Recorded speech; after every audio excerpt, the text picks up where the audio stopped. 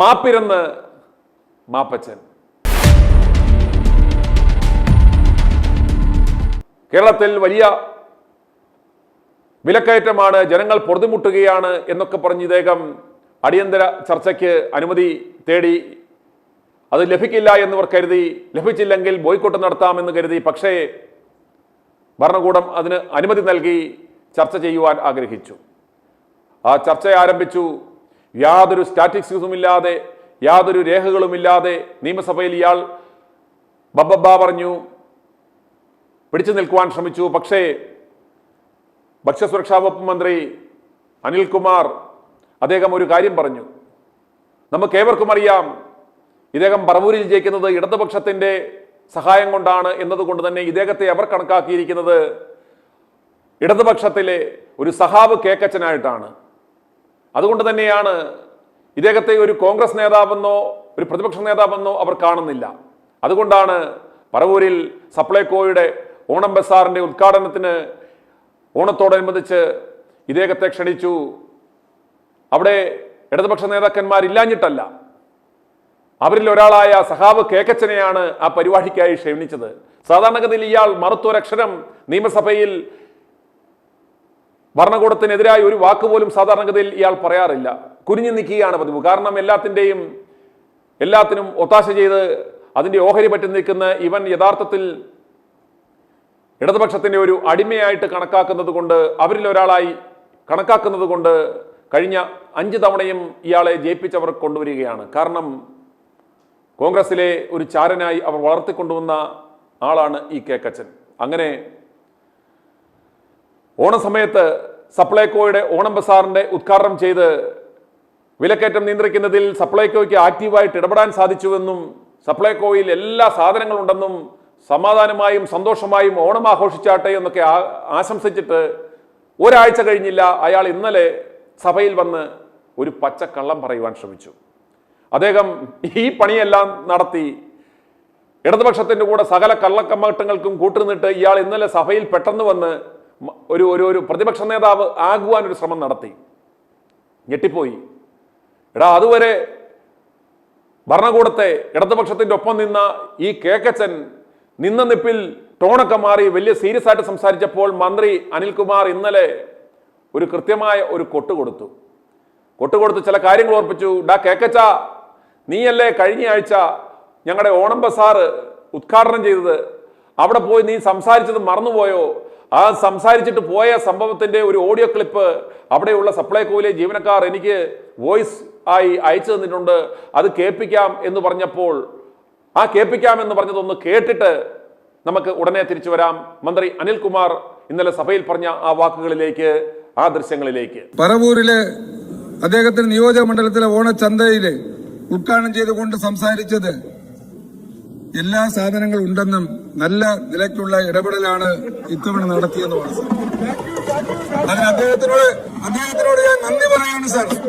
അദ്ദേഹത്തിനോട് നന്ദി പറയുകയാണ്.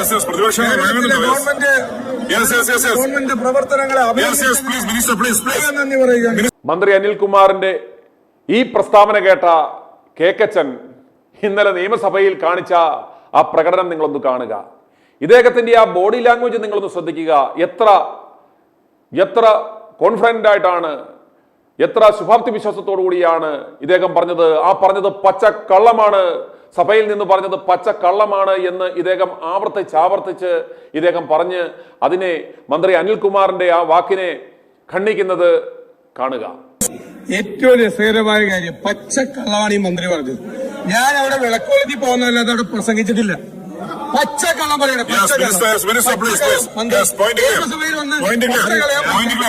പറയില്ല. എനിക്ക് ആ വോയിസ് മെസ്സേജ് സാർ, ആ വോയിസ് മെസ്സേജ് ഞാൻ സഭ ചേർന്ന് നോക്കി പറയാം സാർ. അതിന്റെ വോയിസ് മെസ്സേജ് എന്റെ കയ്യിലുണ്ട്. ആ വോയിസ് മെസ്സേജ് ഞാൻ ഇന്ന് അദ്ദേഹത്തിന് ഫോർവേഡ് കൊടുക്കാം. അതിന് മറന്നുപോയതാണ്. എനിക്ക് വോയിസ് മെസ്സേജ് അയച്ചു തന്നത് അതേപടി ഞാൻ അദ്ദേഹത്തിന് അയച്ചു കൊടുത്തു. കഴിഞ്ഞ ആഴ്ച സപ്ലൈകോയിൽ പോയി ഇതുപോലെ ഉദ്ഘാടനം നടത്തി.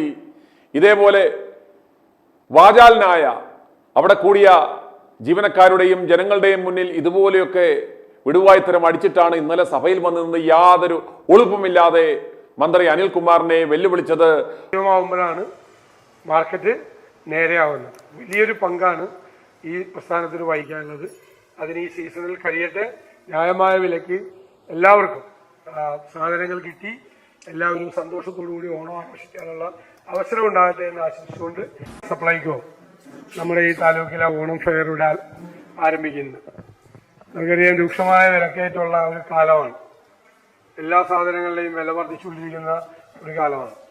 പ്രത്യേകിച്ച് സീസൺ വരുമ്പോൾ, ഫെസ്റ്റിവൽ സീസൺ വരുമ്പോൾ സ്വാഭാവികമായ വിലക്കയറ്റം ഉണ്ടാവും, കൃത്രിമമായ വിലക്കയറ്റം ഉണ്ടാവും മാർക്കറ്റിൽ. അപ്പോഴാണ് സപ്ലൈകോയുടെ പ്രസക്തി. മാർക്കറ്റ് ഇന്റർവെൻഷൻ നടത്തുക. അത് 13 സബ്സിഡൈസ്ഡ് ഐറ്റങ്ങൾ മാർക്കറ്റിലേക്കുള്ള വില താഴ്ത്തി സബ്സിഡി റേറ്റിൽ കൊടുക്കുമ്പോഴാണ് എല്ലാവരും വന്ന് സപ്ലൈകോയിൽ സാധനങ്ങൾ മേടിക്കുമ്പോൾ കൃത്രിമമായി ഉണ്ടാകുന്ന വിലക്കയറ്റം മാർക്കറ്റിൽ താഴോട്ട് പോകുന്നത്. അപ്പോൾ അതിന് സപ്ലൈകോയുടെ വർഷങ്ങളായിട്ടുള്ള മാർക്കറ്റിലെ ഇടപെടൽ വളരെ പ്രധാനപ്പെട്ട ഒരു കാര്യമാണ്.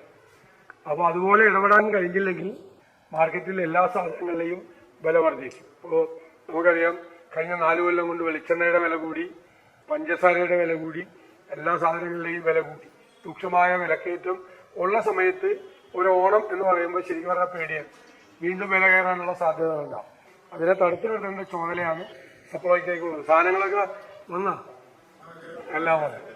ആ സാധനങ്ങളെല്ലാം വന്ന് ആളുകൾ വന്ന് കയറുമ്പോഴാണ്, ഈ സപ്ലൈകോ സജീവമാകുമ്പോഴാണ് മാർക്കറ്റ് നേരെയാവുന്നത്. വലിയൊരു പങ്കാണ് ഈ പ്രസ്ഥാനത്തിന് വഹിക്കാനുള്ളത്. അതിന് ഈ സീസണിൽ കഴിയട്ടെ, ന്യായമായ വിലയ്ക്ക് എല്ലാവർക്കും സാധനങ്ങൾ കിട്ടി എല്ലാവരും സന്തോഷത്തോടുകൂടി ഓണം ആഘോഷിക്കാനുള്ള അവസരം ഉണ്ടാകട്ടെ എന്ന് ആശംസിച്ചുകൊണ്ട് ഞാൻ ഈ ഓണം ഫെയർ ഉദ്ഘാടനം ചെയ്തതായി അറിയിക്കുന്നു. മന്ത്രി പറഞ്ഞത് പച്ച കള്ളമാണ്, ഞാൻ പോയത് ശരിയാണ്, ഞാൻ അവിടെ സംസാരിച്ചിട്ടില്ല എന്ന് പറഞ്ഞ ആ വ്യക്തി ഇതാ സംസാരിച്ചതാണ് നിങ്ങൾ കേട്ടത്. ITV ന്യൂസ് ഈ ദൃശ്യങ്ങൾ, അതായത് ഇന്നലെ സഭയിൽ നടത്തിയ ഇദ്ദേഹത്തിന്റെ ഈ പൊള്ളത്തരങ്ങളും ഇദ്ദേഹത്തിന്റെ ഈ പ്രഖ്യാപനവും അതിനെ ഖണ്ഡിച്ചുകൊണ്ട് പറവൂരിലെ ആ സപ്ലൈകോ ബസാറിൽ പോയി ഇദ്ദേഹം നടത്തിയ ആ പ്രസംഗങ്ങളും ഞങ്ങൾ പുറത്തുവിടുകയുണ്ടായി. ഇത് പുറത്തു വന്നതോടുകൂടി ഇയാൾ നാണം കെട്ടു. ഇയാൾ എന്ത് ചെയ്തു?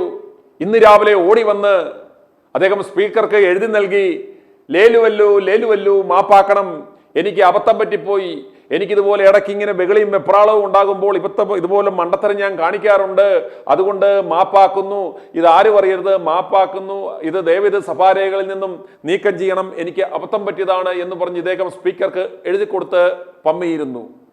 പിന്നീട് ITV ന്യൂസ് പുറത്തുവിട്ട ഈ 2 ദൃശ്യങ്ങളും വളരെയേറെ ചർച്ചാ വിഷയമായി. ഈ വിഷയം വളരെയേറെ ചർച്ചാ വിഷയമായി.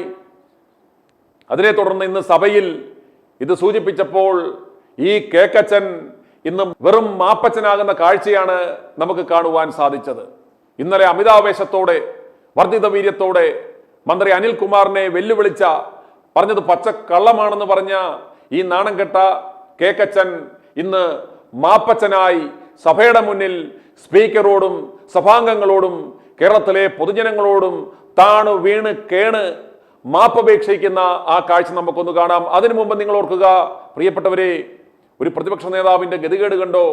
കേരള സഭയുടെ ആ നിയമസഭയുടെ ചരിത്രത്തിൽ ഇതുവരെ ഇതുപോലൊരു പ്രതിപക്ഷ നേതാവിന് തൻ്റെ കയ്യിലെ മണ്ടത്തരങ്ങൾ കൊണ്ട്, തൻ്റെ പിടിപ്പുകേട് കൊണ്ട് മാപ്പിരക്കേണ്ടുന്ന ഒരവസ്ഥയുണ്ടോ? ഇത് രാഹുലിന്റെ കണ്ണീരാണ്. രാഹുലിനെ പിന്തുടർന്ന് വേട്ടയാടി അദ്ദേഹം ശബരിമലയിൽ പോയി ദർശനം നടത്തുന്ന ശ്രീകോവിലിൽ പോലും കയറിയിരുന്ന് ഇവന്മാർ വിഷലെടുത്ത് വിട്ട് നാറ്റിച്ച ഇവന്മാർക്ക് ദൈവം കൊടുത്ത ഈ നാണം കെട്ടവനുള്ള ഏറ്റവും വലിയ ശിക്ഷയാണ് ഈ മാപ്പിരക്കൽ. ഇവൻ ഈ സഭയിൽ നാണം കെട്ടു. രാഹുൽ സഭയിൽ വന്നാൽ മാനമിടിഞ്ഞു വീഴും, പ്രതിപക്ഷത്തിന്റെ വീര്യം പോകും, പ്രതിപക്ഷത്തിന് സഭയിൽ പെർഫോം ചെയ്യാൻ പറ്റത്തില്ല എന്ന് പറഞ്ഞ ഈ നാണം കെട്ടവൻ തൻ്റെ നാക്കുപിഴവ് കൊണ്ട്, തൻ്റെ കയ്യിലിരിപ്പ് കൊണ്ട്, മണ്ടത്തരം കൊണ്ട് നിയമസഭയിൽ മാപ്പിരുന്ന് മെഴുകുന്ന ആ നാണം കെട്ട കാഴ്ചയൊന്ന് കണ്ടിട്ട് നമുക്ക് തിരികെ വരാം. ഈ കേക്കച്ചൻ ആ മാപ്പച്ചനാകുന്ന ആ കാഴ്ചയൊന്ന് കണ്ടിട്ട് നമുക്ക് തിരികെ വരാം. ഭക്ഷ്യവകുപ്പ് മന്ത്രി ഇന്നലെ അടിയന്തര പ്രമേയത്തിന് മറുപടി പറയവേ പറവൂരിലെ ഓണച്ചന്ത ഉദ്ഘാടനം ചെയ്തുകൊണ്ട് ഞാൻ സർക്കാരിനെ പ്രകീർത്തിച്ചു എന്നൊരു പരാമർശിക്കേണ്ടത്. ഞാൻ അങ്ങനെ പറയാത്ത കാരണം കൊണ്ട് ഞാൻ പെട്ടെന്ന് എഴുന്നേറ്റ് മന്ത്രി പച്ചക്കള്ളമാണ് പറയുന്നത്, ഞാൻ അവിടെ ഒരു യോഗം ഉണ്ടായിട്ടില്ല, അവിടെ സംസാരിച്ചിട്ടില്ല എന്ന് പറഞ്ഞു. അവിടെ ഒരു വൈകിയാണ് ഞാൻ ചെന്നത്. അപ്പോൾ അവിടെ യോഗം ക്യാൻസൽ ചെയ്യാൻ ഞാൻ പറഞ്ഞു, കാരണം സമയം വൈകിയതുകൊണ്ട്. എങ്കിലും ഞാൻ പോരാൻ നേരത്ത് അവരെന്നോട് എന്തെങ്കിലും ഒന്ന് പറയണമെന്ന് പറഞ്ഞു. യോഗമില്ലാതെ ഞാൻ 1 മിനിറ്റ് സംസാരിച്ചത് ശരിയാണ്, അത് എൻ്റെ ഓർമ്മപ്പിശാണ്. ഞാൻ സംസാരിച്ചു, പക്ഷെ സംസാരിച്ച ഒരിടത്തും ഞാൻ സർക്കാരിനെ പ്രകീർത്തിച്ച് പറഞ്ഞിട്ടില്ല. സപ്ലൈകോയുടെ പ്രസക്തിയെക്കുറിച്ചാണ് പറഞ്ഞത്. സർ, ഒരു പ്രധാനപ്പെട്ട കാര്യം ഞാൻ പറഞ്ഞപ്പോൾ ഞാൻ മന്ത്രി പച്ചക്കള്ളം പറയാണെന്ന് പറഞ്ഞത് ഞാൻ പെട്ടെന്ന് പ്രകോപനം കൊണ്ട് പറഞ്ഞതാണ്. കാരണം ഞാൻ പറയാത്തൊരു കാര്യം മന്ത്രി പറഞ്ഞു. ഞാൻ അങ്ങനെ പറയാൻ അപ്പോൾ തന്നെ ഞാൻ ഇരുന്നപ്പോൾ തന്നെ സഭയിലെ മുതിർന്ന അംഗമായ ശ്രീ മാത്യു ടി തോമസ് എൻ്റെ അടുത്ത് വന്ന് ആ വാക്ക് അൺപാർലമെന്ററി ആണ്, അത് വാസ്തവവിരുദ്ധം എന്നേ പറയാൻ പാടുള്ളൂ, തെറ്റാണെന്ന് പറഞ്ഞു. ഞാൻ അദ്ദേഹത്തിന്റെ വാക്ക് അപ്പോൾ തന്നെ വിലക്കെടുത്ത് ഞാൻ സ്പീക്കർക്ക് ഇന്ന് ഞാൻ എഴുതി തന്നിട്ടുണ്ട്. എന്നെ പോലെ ഒരാൾ ഞാൻ സർ 24 വർഷം കഴിഞ്ഞു സഭയിൽ. എൻ്റെ ഒരു വാക്കും ഇതുവരെ സഭാരേഖകളിൽ നിന്ന് ഒരു സ്പീക്കർ നീക്കം ചെയ്തിട്ടില്ല. അപ്പോൾ എൻ്റെ ഒരു വാക്ക് ഇനി വരുന്ന തലമുറയ്ക്ക് ആ വിഷമം തോന്നുന്ന രീതിയിൽ കിടക്കാൻ പാടില്ല. അതുകൊണ്ട് ഞാൻ തന്നെ എഴുതി കൊടുത്തിട്ടുണ്ട്, പറഞ്ഞത് നീക്കം ചെയ്യണം, ഞാനത് പിൻവലിക്കുന്നു, ബഹുമാനപ്പെട്ട സ്പീക്കർ നീക്കം ചെയ്യണമെന്ന് പറഞ്ഞിട്ടുണ്ട്. ഈ കാര്യത്തിൽ ബഹുമാനപ്പെട്ട മന്ത്രിയോടും സഭയോടും ഞാൻ ക്ഷമ ചോദിക്കുകയാണ്. ഞാൻ അങ്ങനെ പറയാൻ പാടില്ല, എൻ്റെ ഭാഗത്തുനിന്ന് തെറ്റാണ് ഉണ്ടായത്. ഇത്തരം അനുകരണീയ മാതൃകകൾ എല്ലാവർക്കും സ്വീകരിക്കാവുന്നതാണ്. കാരണം ഈ സഡൻ പ്രൊവക്കേഷൻ എന്തെങ്കിലും വരുമ്പം ചില വാക്കുകൾ വഴിവിട്ട് പോകുന്നുണ്ടെങ്കിൽ അത് തിരുത്തുന്നത് അതൊരു പരാജയമായി കണ്ട നമ്മളെല്ലാവരും ഒരു പാർലമെന്ററി ഡെമോക്രസിയുടെ ഏറ്റവും ഉയർന്ന രൂപമായി കരുതിയാൽ മതി. പ്രേക്ഷകരെ, നിങ്ങൾ കണ്ടല്ലോ, നമ്മുടെ ഒതുക്കീസൻ, നമ്മുടെ കേക്കച്ചൻ, നമ്മുടെ സതീശൻ മാപ്പച്ചനായി മാറുന്ന കാഴ്ചയാണ് നമുക്ക് കാണാൻ സാധിച്ചത്. ഇത് മാങ്കൂട്ടത്തിന്റെ, രാഹുലിന്റെ കണ്ണുനീരിന്റെ ഇവൻ നൽകേണ്ടുന്ന പ്രതിഫലമാണിത്. രാഹുലിനെ ഇല്ലാതാക്കാൻ നോക്കി ഓരോ ദിവസവും തകർന്നുകൊണ്ടിരിക്കുന്ന കേക്കച്ചനെയാണ് നമുക്ക് കാണുവാൻ സാധിക്കുന്നത്. ആ കേക്കച്ചൻ മാപ്പച്ചനാകുന്ന, മാപ്പിരക്കുന്ന ആ ദൃശ്യങ്ങളാണ് നമുക്ക് കാണുവാൻ സാധിക്കുന്നത്. നിയമസഭയിൽ ഇവൻ തകർക്കും, രാഹുലില്ലെങ്കിൽ ഞാൻ പൊളിക്കും എന്ന് പറഞ്ഞു വന്ന ആ കേക്കച്ചൻ സഭയിൽ മാപ്പിരുന്ന് മെഴുകി ഒന്നുമല്ലാതായി പോകുന്ന നാണം കെടുന്ന അവസ്ഥ. അവസാനം ഷംസീറിന്റെ, സ്പീക്കറുടെ ആ ഉപദേശം കൂടെ കേട്ട് ലേലുവല്ലു പറഞ്ഞു പോകുന്ന ഈ നാണം കെട്ടവരെ നമുക്ക് എന്തു വിളിക്കാം? എവിടെ പോടാ നിന്റെ നിലപാട്? എവിടെ പോയി നിന്റെ ബോധ്യങ്ങൾ? കേക്കച്ച ഇതുപോലെയുള്ളൂ. ഇതൊക്കെയാണ് നിന്റെ ബോധ്യങ്ങളും നിന്റെ നിലപാടുകളും എല്ലാം ചീട്ടുകൊട്ടാരം പോലെ തകർന്നു വീഴുന്ന കാഴ്ചയാണ് കേരളത്തിലെ ജനങ്ങൾ കണ്ടുകൊണ്ടിരിക്കുന്നത്. നീ ഓർത്തു ഇടതുപക്ഷവും BJPയും എല്ലാം നിനക്കൊപ്പം നിൽക്കുമെന്ന്. ഇതാ അവരെല്ലാം പിന്മാറിക്കഴിഞ്ഞിരിക്കുന്നു. അവസാനം ഈ രക്തത്തിന് കണക്ക് പറയേണ്ടുന്നത് രാഹുൽ എന്ന ചെറുപ്പക്കാരനെ നശിപ്പിക്കുവാൻ നോക്കിയ ഈ കൊട്ടേഷന് നീ മറുപടി പറയേണ്ടി വരും.